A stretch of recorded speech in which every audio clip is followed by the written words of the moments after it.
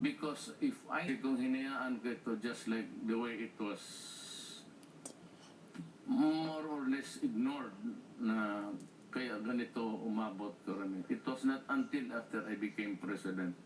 And I was also appalled by the number of addicts in this country.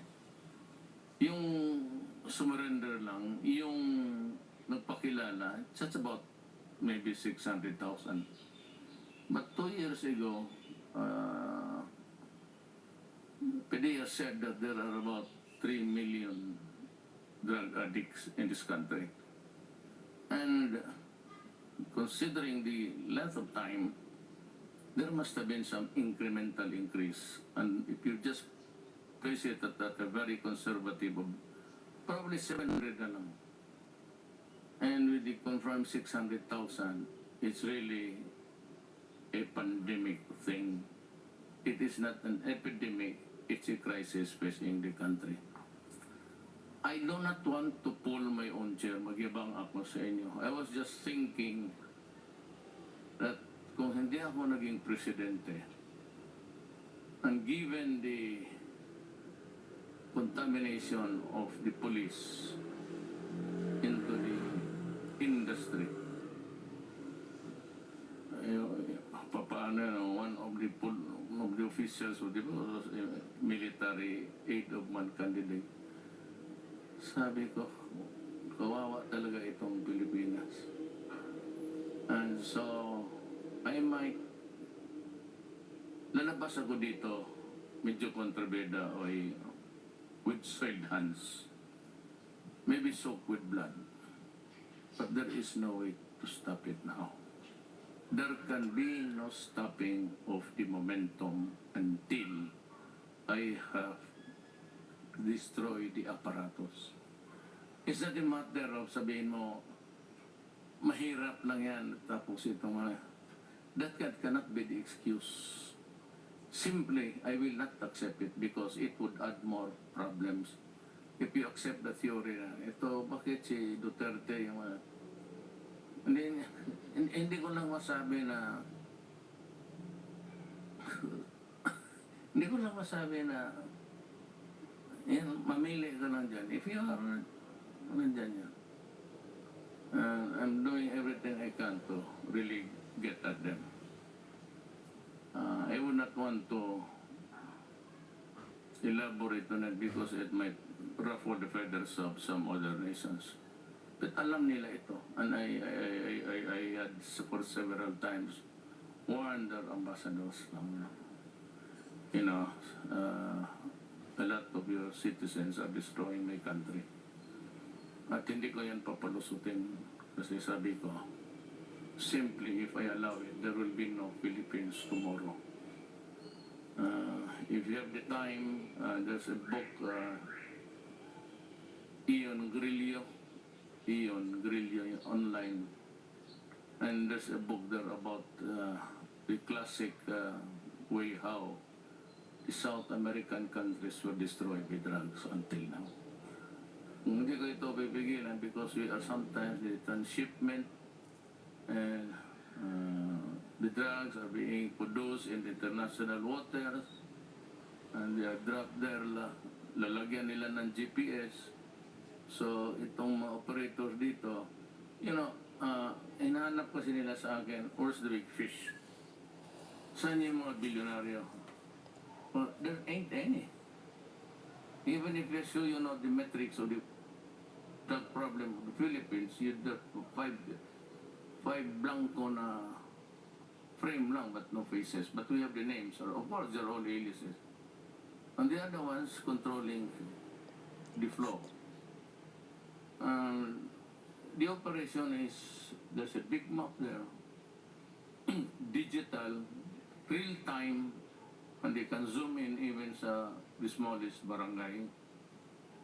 All you have to do is just direct the operation. You drop it there, get your money. So, ang apparatus dito, yung lieutenants lang, at yung mga nasa, unless ay talagang pipigilan ko itong nasa side dog, araw-gabi nandyan yan, peddling, karap-harapan, until I shall have destroyed them, we can never, never have peace in our land. The next worry, of course, is terrorism. ISIS, they don't have any political ideology. They don't have any concept of what really God is. You name people, you maim people, you kill them, and women who refuse to have sex with them, they simply burn them. So, we have seen a barbaric practice and even cutting the throats of other people in front of the world. Hindi ko malaman kung how to meet this kind of if you do that, you also bring the worst out of me. So balitabla tayo niyan. Because if I can do it, I can do it 10 times better than you. Definitely. Ano naman ako I'm just warning people na huwag ninyong sobrahan, because I would never, never, never allow my country to be destroyed by simply terrorism at itong droga. Hindi talaga ako payag. As I have said, I put at stake my honor, my life, and the presidency itself. If there is a circumstance where I be forced out, fine. Wala akong illusions dyan remaining in this. As a matter of fact, even it was not my ambition to be here. I'm still asking myself, bakit ako dumating dito without a political party, without a single barangay captain in Luzon, except maybe in Ilocos. Kasi sa Paway naman, taga doon yung mga curfew. My son-in-law is a curfew from Paway. Marami dyan. So, yung pamilya-pamilya. But in other places, wala ako. And yet, help me solve the riddle. 6 million. 50 million all in all. 6 million ang sheer margin ko. How's it? Hindi naman nila ako kilala. I'm from Mindanao, coming in from the cold. I was not even I'm not trying to figure out my life before you, but one time to say is, what is the net result of this all of this thing? At the end of the day, what would I say? Alam mo, it's simply one. Promise ko, I keep on repeating it. I will give you a clean government, then I will crush the drug problem and criminality. And even if I have to soak my blood, so be it. They have to stop, or else wala talaga tayong mundo. I am as determined as